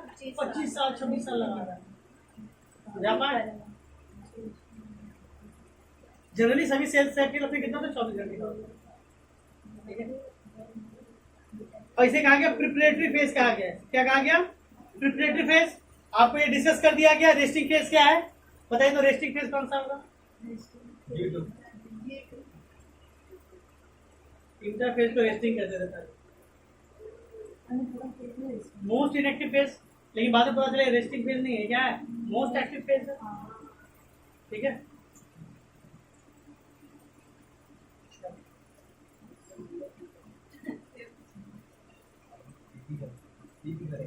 अच्छा देखिए कभी कभी क्या होता है ना, सेल के जो चेक पॉइंट्स है ना वो उसको कंट्रोल में रखते हैं। इसको क्या रखते हैं? कंट्रोल में रखते हैं। कभी कभी कोई सेल इस कंट्रोल के क्या होते हैं? बाहर चले जाते हैं। कोई कोई सेल क्या होता है? इसके बाहर चले, बात सुनो, कभी कभी कोई सेल क्या होगा? इसके बाहर चले जाते हैं। तो उसके अंदर ग्रोथ के अंदर जो स्पीड है ना वो बहुत ज्यादा बढ़ जाता है। क्या होगा? कई गुना बढ़ जाए। बात सुनिए जो पढ़ा रहे हैं, एक सेल के अंदर एक बात सुनिएगा, एक सेल के अंदर बात सुनो, एक सेल के अंदर क्या हो रहा है? सेल ग्रो कर रहा है। ठीक है, तो एक सेल 24 घंटा में आपका अपना सेल को डैमेज कर सकता है। अब वो एक मान लेते एक दिन में 100 सेल बनाता है, लेकिन तब क्या हो जब वो सेल एक दिन में 1 लाख सेल बना रहा है, 10 से ज्यादा सेल बन रहा है। That is called mad functioning of cell division, uncontrol cell division, और इसी को कहते हैं कैंसर। तो आपसे कहा जाएगा सेल अगर अनकंट्रोल, सेल डिवीजन अगर अनकंट्रोल हो जाए तो क्या करिएगा उसे? कौन सी की बीमारी? कैंसर।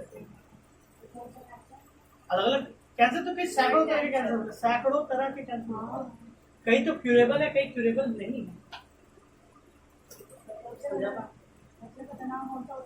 ठीक है, सभी खतरनाक है, वो सर्दी के खतरनाक नहीं, सबसे डेंजर होता है। देखिएगा, तो हम लोग यहाँ पे क्या देखते हैं कि सभी सेल का जो बर्थ रेट और डेथ रेट, अगर बर्थ रेट ज्यादा हो तो ज्यादा बनेगा, डेथ रेट कम हुआ तो सेल आपके अंदर बढ़ रहा है, लेकिन अगर डेथ रेट ज्यादा हो गया तो आदमी सूखता चला जाएगा। लेकिन दोनों मेंटेन है, तो बॉडी का ग्रोथ चाहिए तो बर्थ रेट ज्यादा हो गया, ग्रोथ कमाना है डेथ रेट बढ़ा दो, यही ना होता है हमारा। तो ये सारे चेक पॉइंट करते हैं, क्या करते हैं, चेक पॉइंट। और इन चेक पॉइंट में प्रोटीन होता है, हमारे चेक पॉइंट में क्या होता है, आपका एक प्रोटीन होता है, साइलिन, ये सब बोलते, ठीक है, जो इन सब चीजों को कंट्रोल करते हैं। समझा पाए यहाँ तक? और ये आप ट्यूमर देखते हो, देखो ट्यूमर दो तरह के होते हैं, एक होता है कैंसरस, एक क्या होता है, नॉन कैंसरस। तो ये ट्यूमर तभी होगा जब ये अनकंट्रोल हो जाएगा, ये क्या हो जाएगा, अनकंट्रोल। क्लियर है? अंकुर यानी ज्यादा हो कि कम हो? हाँ, ज्यादा होगा, ज्यादा होगा। ज्यादा हो जाने से अनकंट्रोल हो जाएगा। पेट के अंदर भी देखो देखो, आपको ग्रोथ कराना हो तो कराना पड़ेगा, लेकिन किसी एक एरिया के अंदर ग्रोथ अपने आप हो जाए। नहीं, बहुत लोग दिखते हैं स्किन बढ़ गया, यहाँ ट्यूमर हो गया। तो ट्यूमर दो तरह का होता है, एक होता है कैंसरस, एक होता है नॉन कैंसरस। यहाँ तक समझा पाए? नोट करिए। चलिए देखिएगा, एम फेज में अब आते हैं, हम लोग इंटरफेज तो पढ़ लिए, अब आते हैं एम फेज। ये एम फेज क्या है, सेल डिवीजन वाला फेज है। क्या है, सेल डिवीजन वाला फेज है। इसे कहा जाता है क्या, अच्छा बताओ, माइटोटिक फेज यानी सेल डिवीजन। सेल डिवीजन कितने टाइप का होगा, दो टाइप के बाद तीन divide mitosis and meiosis. Spelling क्या था, देखो ये होगा, मियोसिस और मियोसिस। देख लो जो भी है, ये देखो, मियोसिस मियोसिस। ठीक है। तो देखो ये जो माइटोटिक फेज है, सेल डिवीजन फेज है, ये दोनों में है, माइटोसिस में भी है, मियोसिस में भी है। माइटोटिक फेज ना, ये एक फेज है, एक अवस्था है जो दोनों के अंदर मिल रहा है हमको, माइटोसिस में भी मिलेगा, मियोसिस में भी मिलेगा। हाँ यार, ठीक है, ये समझिएगा। बहुत बार बच्चे लोग से पूछा था, ये बता देगा, ये पूछेगा बता देगा, ठीक है। अब इसमें होता क्या है, ये जो एम फेज है ना, बात सुनिएगा, ये पूरा एम फेज को दो हिस्सों में बांटा गया है। कितने हिस्सों में बांटा गया, एक में न्यूक्लियस डिवाइड होगा, एक में क्या होगा, न्यूक्लियस डिवाइड होगा। इसे कहेंगे क्या, कैरियो काइनेसिस। और एक क्या होगा, एक में सेल डिवाइड होगा, सेल डिवाइड मतलब साइटोप्लाज्म डिवाइड होगा। सेल मतलब क्या हो रहा है यहाँ पे, साइटोप्लाज्म डिवाइड होगा। इसे क्या कहेंगे, यानी एम फेज के अंदर दो स्टेजेस आते हैं, कैरियोकाइनेसिस और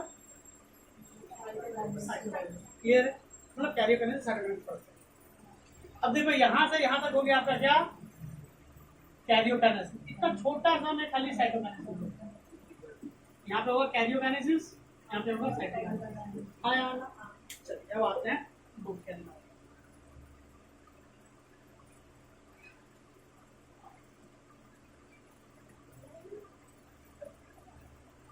अच्छा देखो, इंटरफेस हो गया, इंटरफेस हो गया। एक छोटा सा डॉटर सेल कहाँ बन गया, वो इतना मैच्योर हो गया कि वो पेरेंट बनने के लिए तैयार है, पेरेंट बनने के लिए तैयार है।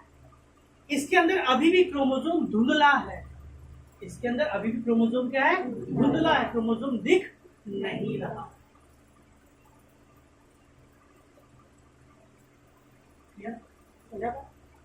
अब मैं क्या करता हूँ, सिर्फ डायग्राम बना रहा हूँ न्यूक्लियस का। किसका डायग्राम बनाएंगे, न्यूक्लियस का, या सेल भी बनाएंगे तो उसके अंदर न्यूक्लियस पे फोकस करेंगे। देखो पहला, ये जो आपका कैरियोकाइनेसिस, बात सुनो, ये आपका जो क्या है, ये आपका जो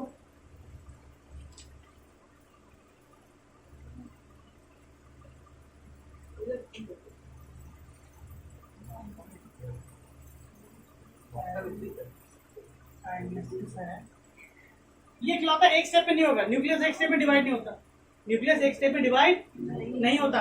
कैरियोकाइनेसिस कितने स्टेप लगाता है, 4 स्टेप। कितने स्टेप लगाता है, 4 स्टेप। पहला होगा प्रोफेज, फिर क्या होगा, मेटाफेज, एनाफेज और टेलोफेज। क्या हो गया, क्लियर है? बच्चे लोग को याद नहीं रखता तरीका।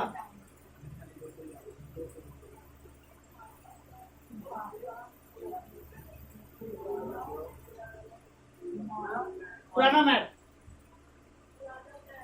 पुराना मैट, पुराना means prophase, metaphase, anaphase, telophase. Series याद नहीं रहती सर, किसके बाद क्या आएगा? पुराना मैट। और कोई सर, और कोई? हो गया अब तक? तो पहला स्टेप में क्या होगा? प्रोफेज। प्रोफेज में क्या होगा ध्यान दीजिएगा। जैसे ही प्रोफेज में सेल इंटर किया, सेल कह रहा है कि मैं तो पूरा तरह से तैयार हूं, मैं तो सेल डिविजन कर रहा हूं, मतलब कर रहा हूं, कोई रोक नहीं सकता। ठीक है, हुआ क्या इसके अंदर? ये है मेरा सेल, बात सुनिएगा, ये मेरा सेल हो गया, ये मेरा क्या हो गया? सेल। ये हो गई मेरी न्यूक्लियस। यहां पे क्रोमैटिन फाइबर अभी भी धुंधला है, यानी यहाँ पर अभी भी फाइबर है। अब देखो एक एक पॉइंट, इसमें बहुत सारी चीजें आने वाली है। देखो सेल के पास ना पाया जाता है सेंट्रोजोम। क्या पाया जाता है? सेंट्रोजोम पेयर में पाया जाता है। कैसे पाया जाता है? पेयर में। सेंट्रोजोम कैसा होता है? एक छोटा सा सेंट्रोजोम ऐसा होता है,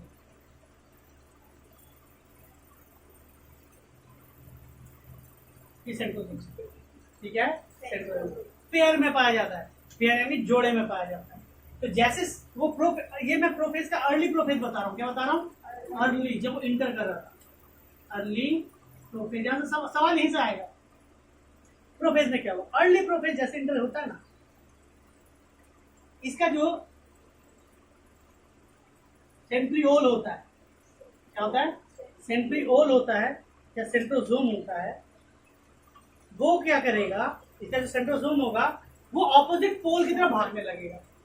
कहाँ भागने लगेगा? Opposite pole. अगर यहाँ रहेगा तो ऊपर नीचे भाग जाएगा, फिर ऊपर रहेगा तो इधर इधर। बताओ मैं किधर लेके जाऊँ? ऐसे।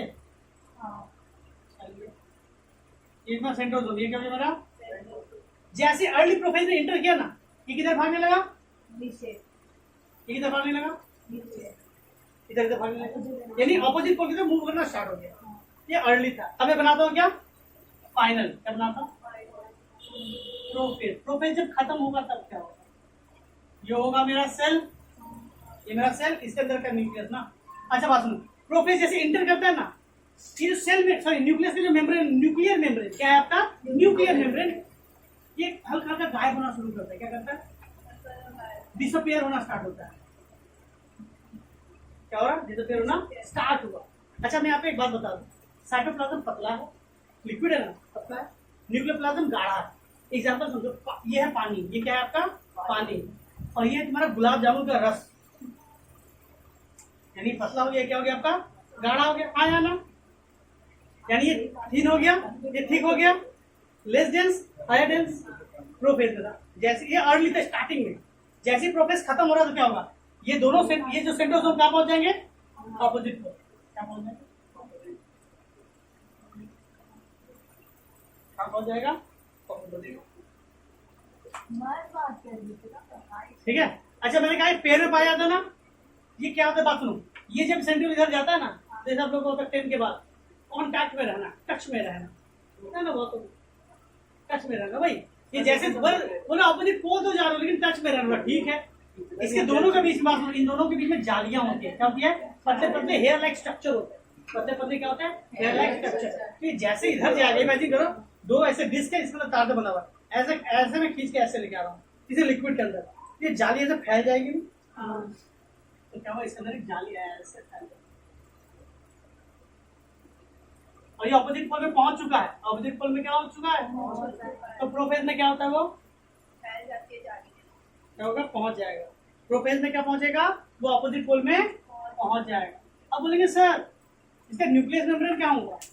इसका जो न्यूक्लियस मेम्ब्रेन था, इसका जो न्यूक्लियस मेम्ब्रेन था पूरी तरह से गायब हो गया। पूरी तरह से क्या था? गायब हो गया, है ही नहीं। ये रेड से मैं मार्जिन बता रहा हूँ, यहाँ तक फैल गया है।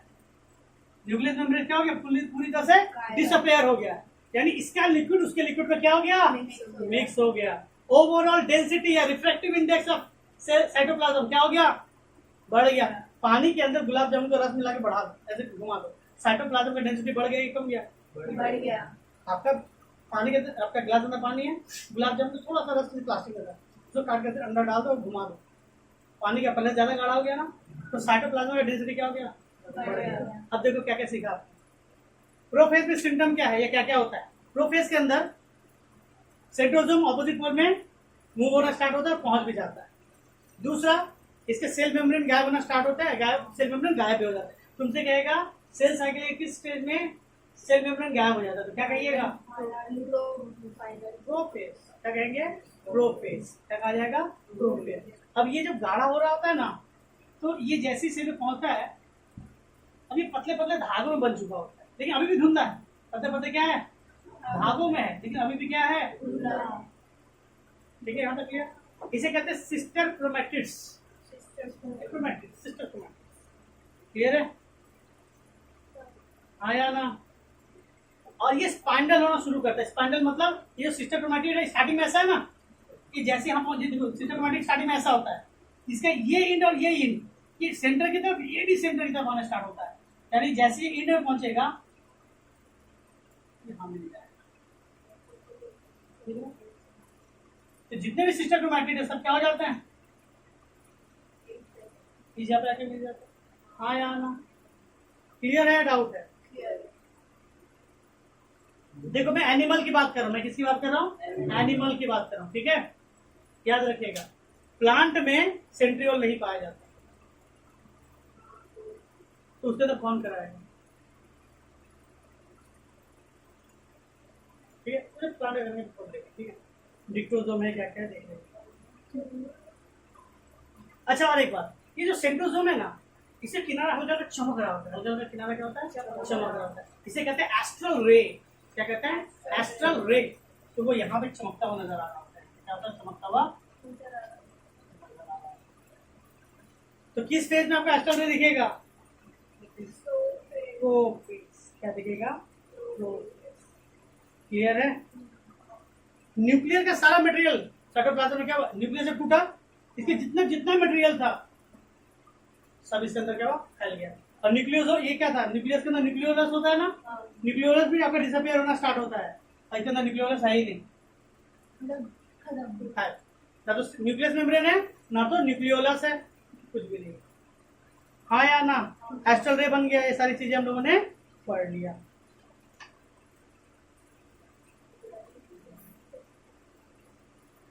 और इसी को कहा गया स्पाइराइलेशन। इसे क्या कहा गया? स्पाइराइलेशन। जब आपका सिस्टर क्रोमैटिड क्या हो रहा है? अपने आके बीच में आके पोल से जुड़ जा रहा है, इसे क्या कहा गया? स्पाइराइलेशन। ठीक है, अब इसके बाद कौन सा फेज आता है? प्रोफेज के बाद मेटाफेज। बहुत इंपॉर्टेंट, बहुत ज्यादा।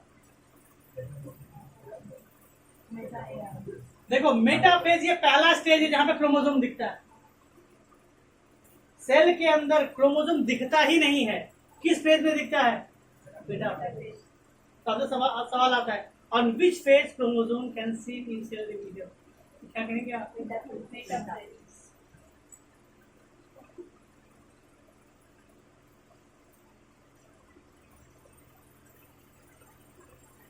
न्यूक्लियस, ये आपका सेंट्रियोल, स्पाइनल फाइबर,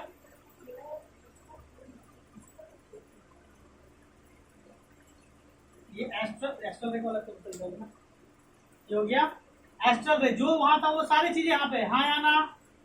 ये जो सिस्टर क्रोमैटिड थोड़ा पहले बताया, ये दो सिस्टर क्रोमैटिड यहाँ पे आगे क्या जाती है? दो बहनें आगे गले मिलती है, मिल जाती है, लेकिन फोर्सफुली लगता है किसी मम्मी ने कहा गले मिलो, तो दो बहनें मिल रही। हाँ, तो बस यहाँ पे क्या हो रहा है?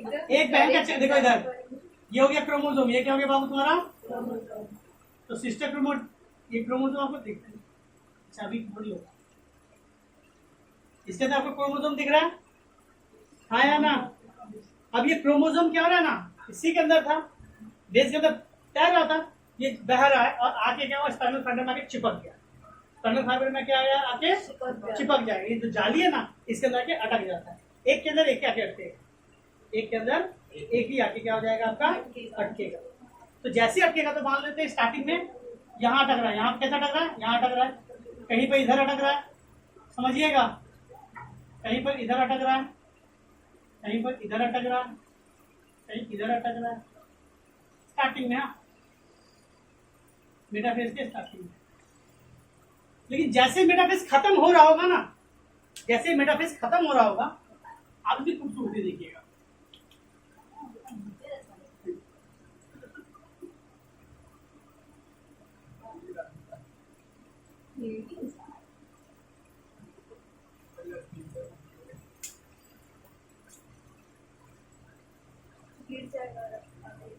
देखिए ये, अब आप सुनिएगा, क्रोमोसोम आया और स्पाइनल फाइबर में आके अटक गया। क्या हुआ? अटक गया। और जैसे जब मेटाफेज बढ़ रहा है ना, ये सारे क्रोमोसोम एक लाइन में आके अरेंज हो गए। क्या हो गए? एक लाइन में आके अरेंज हो गए। कैसा दिखेगा तब ये? ऐसा दिखेगा।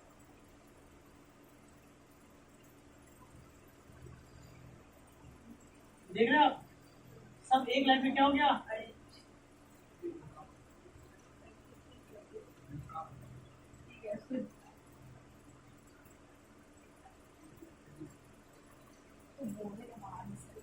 टोटल 46 क्रोमोसोम ऐसा क्या अरेंज हो जाएगा? हाँ या ना? अगर मैं यहाँ पे मार्जिन बनाने जाऊँ ना, मार्जिन, तो देखो ये सब एक सीधी लाइन पे आएगी। इन सब के मिड पॉइंट को ज्वाइन करके ना एक प्लेन बनाया जा सकता है। इसे कहते हैं इक्वेटोरियल प्लेन। सवाल कहेगा इक्वेटोरियल प्लेन पे आके, क्या सवाल कहा जाएगा? किस फेज में क्रोमोसोम इक्वेटोरियल प्लेन पे आके अरेंज हो जाता है? किस फेज में? लेकिन ध्यान से देखो दोनों बहनों को, सिस्टर्स, देखो ये क्रोमोसोम है ना, एक क्रोमोसोम है, तो एक क्रोमोसोम के अंदर ये सिस्टर क्रोमैटिड, देखो ये एक क्रोमोसोम है, ऐसे 1 2 3 4 करके 46 क्रोमोसोम अरेंज हुआ। एक क्रोमोसोम के अंदर आप ध्यान से देखते हो तो आपको क्या देखने को मिलेगा? दो सिस्टर क्रोमोसोम आके जुड़ा हुआ है। देखो पढ़ाए थे ना ये लोग पहले, ये थोड़ा मुड़ना स्टार्ट करेगा, ये भी मुड़ना स्टार्ट करेगा, ये इधर जुड़ जाएगा। दो सिस्टर क्रोमैटिड जब मिले ना, ये मान लो ए है तो ये ए है, ये बी है तो बी है, जब तक घर में रहती है एक दूसरे को देखने का नाम नहीं। इसका चेहरा इधर तो इसका चेहरा इधर, एक देख लो। ये सवाल है, on which phase sister chromatid are opposite facing each other, तो क्या कहिएगा? बेटा फेज। आया ना? और यहाँ पे जो स्पाइनल फाइबर जुड़ा रहता है ना, जिस जगह पे बात, इस जगह पे ना एक हुक जैसा स्ट्रक्चर होता है, इसे कहते हैं काइनेटोकोर। क्या कहते हैं इसे? काइनेटोकोर। कॉर्नेटो नहीं, काइनेटोकोर। हाँ, तो कहा जाएगा स्पाइनल फाइबर सिस्टर क्रोमैटिड को कहाँ पे आके पकड़ के रखती है? काइनेटोकोर। क्लियर? यहाँ तक सब चीज ठीक ठाक चल रहा था, वो सभी चीजें सही जा रही थी, कोई दिक्कत नहीं। लेकिन जैसे ही आ गया, हाँ एकदम सही, मेटाफेज के बाद कौन सा फेज आएगा? एनाफेज। अब एनाफेज में क्या होगा? बात सुनो, इधर जो स्पाइनल फाइबर इधर था ना, इसने खींचा इसको ऐसे, और इधर का स्पाइनल फाइबर क्या खींचा? ऐसे।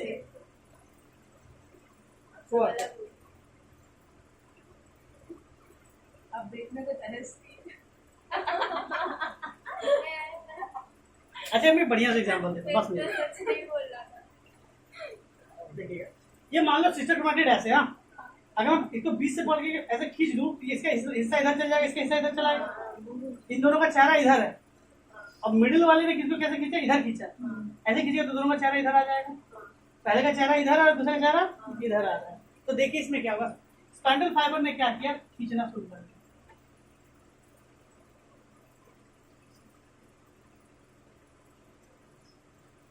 ठीक है? इस सिस्टर क्रोमैटिन क्या? ऐसे ऐसे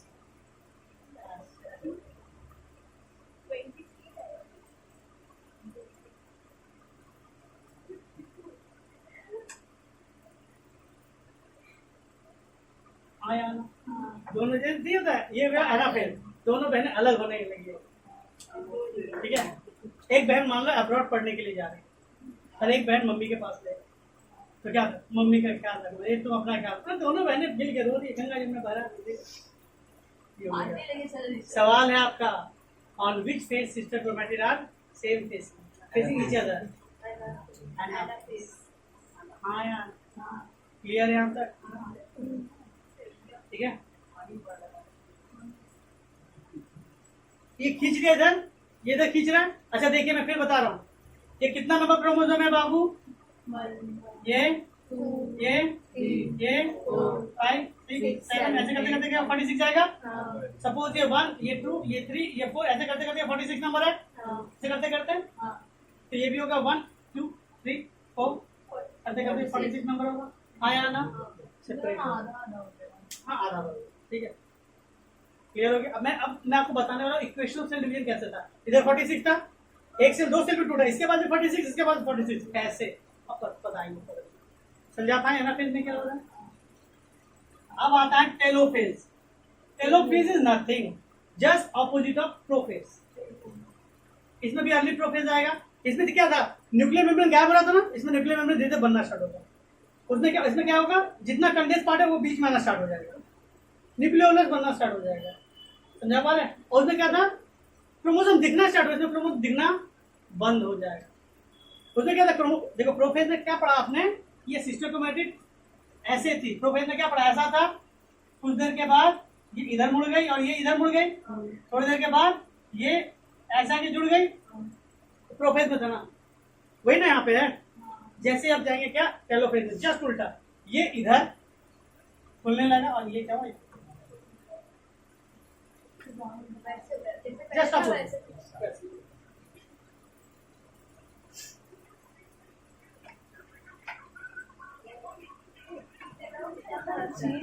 चले ये पास इसमें क्या होगा, ये सेंट्रियोल है, इस सेंट्रियोल ने सबको इधर खींच लिया। धीरे धीरे क्या होगा इधर, धीरे धीरे क्या होगा इधर,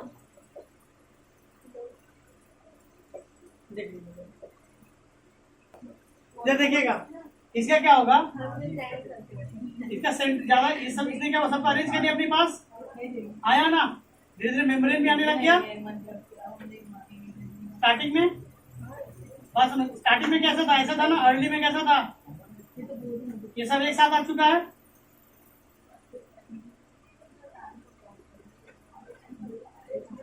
अच्छा एक चीज बताना भूल गए, इसमें एनाफेज में ये खींचे ना ऐसे, देखिए होता क्या था, मैंने पहले बताया था क्रोमोसोम एक ऐसा कोई बड़ा हो गया, कोई ऐसा है, कोई है जो क्रोमोसोम ऐसे यहाँ पे चिपका हल्का सा नाम मात्र के इतना सटा हुआ, जब खींचा ना ये टूट के अलग हो गया, तो किसी का शेप भी दिख रहा है, किसी को ऐसे खींच दिया ना तो किसी का शेप एल दिख रहा है, ये किसी को छोटा खींचे तो सीधा आई दिख रहा है।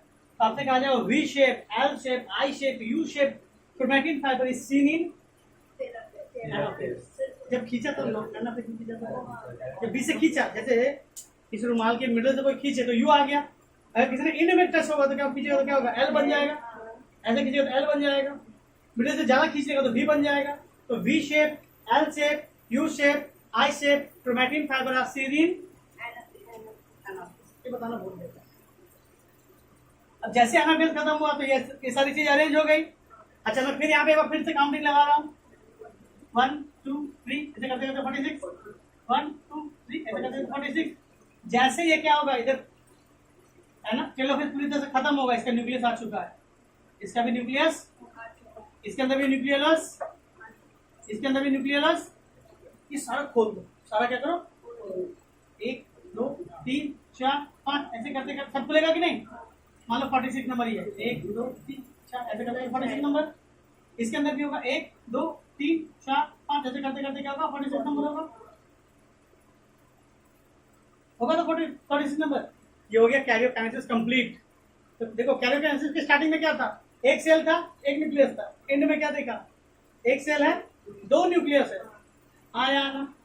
अब इसके बाद आपका आता है क्या, कैरियोकाइनेसिस कंप्लीट, एम फेज का एक पार्ट आपका हो गया। अब आता है सेकेंड पार्ट साइटोकाइनेसिस, यहां तक हो चुका। साइटोकाइनेसिस में सेल कैसा दिख रहा है, सेकेंड पार्ट में होता है साइटोकाइनेसिस। ये एक सेल है, इसके अंदर दो न्यूक्लियस दिख रहा है, दो न्यूक्लियोलस दिख रहा है, ठीक है। अब यहाँ पे क्या होगा, ऊपर से ये अंदर क्यों ना, यहाँ पे सेंट्रीपेटल फोर्स अंदर की फोर्स लगने लगता है, अंदर क्यों लगता है क्योंकि फोर्स अंदर की ओर खींच रहा है, तो क्लीवेज बनने लगेगा। क्या बनेगा, क्लीवेज, अंदर की ओर धंसते जाएगा धंसते जाएगा धंसते जाएगा। और एक समय ऐसा आएगा, एक न्यूक्लियस ना, और एक समय और ज्यादा इसमें आएगा, एक सेल कितना सेल में टूट गया बाबू, 2 सेल में टूट गया, हाँ या ना? तो मैंने क्या देखा, एक सेल से कितने सेल बना दिए? 2 सेल। लेकिन सर इसके अंदर अभी भी कुछ ज्योमेट्री में डाउट है। क्या? पहला ये कि सर ये आपने एक डॉटर सेल बनाया, ये दूसरा डॉटर सेल बनाया। बोले हाँ। पहला न्यूक्लियस सर, दूसरा न्यूक्लियस हाँ। पहला न्यूक्लियस दूसरा न्यूक्लियस हाँ।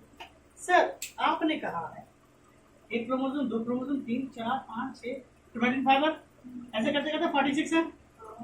1 2 3 4 5 करते करते क्या होता है? ये भी कितना हो गया? 46 है। सर मुझे तो पता है सर, ये एक क्रोमोसोम होता है, एक क्रोमोसोम के लिए 2 सिस्टर चाहिए होता है। डॉटर सेल तैयार। अब डॉटर सेल कौन सा फेज में जाएगी? डॉटर सेल कौन सा फेज में जाती है? इंटरफेज। डॉटर फेज किस में जाएंगी? इंटरफेज में जाएगी। ठीक है, ठीक है। क्या हो जाएगा? सबसे पहले वापस इसमें वापस में जाएगी, किस में जाएगी? Cell cycle complete. हाँ, इंटरफेज। इंटरफेज का पहला क्या होगा? एस फेज, सॉरी जीवन फेज। क्या हो जाएगा? आरएनए बनता है। और जीवन के बाद कौन सा फेज आता था? S phase. आपको मैंने बताया था एस फेज में क्या होता है? डीएनए सिंथेसाइज होता है, आपने पढ़ाया था कैसे सिंथ, और आपको कहा गया था डीएनए डबल हो जाता है। यानी एक है ना, तो जैसे एक है तो जैसे ये सेल का साइज बढ़ा, न्यूक्लियस का भी साइज बढ़ा। जैसे ये सेल एस फेज में जाएगी, जैसे ये सेल किस फेज में जाएगी? एस फेज में जाएगी। ये अपने आपको डुप्लीकेट कर लेगी। एक फेज, मान लो जो 1 नंबर है ना, तो 2 1 नंबर हो जाएगा। 2 होता ना, 2 नंबर, ऐसा करके सबने क्या डबल कर लिया अपने आप को।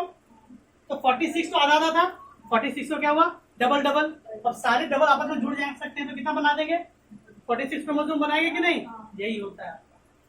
इसलिए कहा गया था एस फेज में क्या होता है? डीएनए अपने आपको डबल कर लेता है। तो एक तो ऑलरेडी था तुम्हारे पास और डबल कर दिया, तो सर 2 मिलकर क्रोमोसोम बना ही सकता है।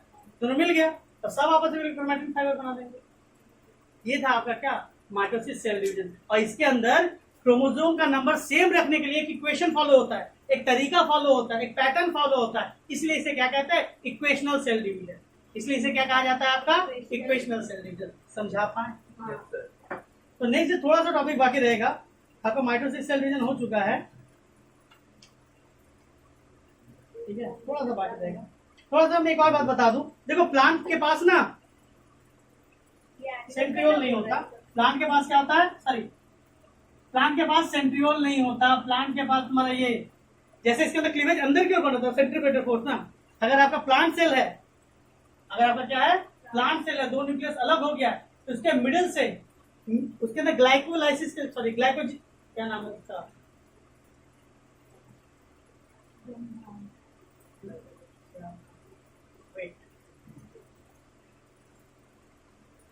गोल्गी बॉडी, क्या नाम है उसका? Golgi body. प्लांट में तो गोल्गी बॉडी नहीं पाया जाता, लेकिन गोल्गी बॉडी की तरह काम करने वाला पाया जाता है डिक्टोजोम। तो इसके अंदर सेंट्रीफ्यूगल फोर्स आता है, अंदर से एक प्लेट बनती है। क्या बनती है? अंदर से एक प्लेट बनती है। ये प्लेट क्या करते हैं? बाहर की ओर निकलेगा, सेल प्लेट कहते हैं। क्या कहते हैं? इस पे भी सवाल आया है, सेल प्लेट किसके कारण बना? डिक्टोजोम। डिक्टोजोम क्या है? गोल्गी बॉडी की तरह काम करने वाला एक apparatus है।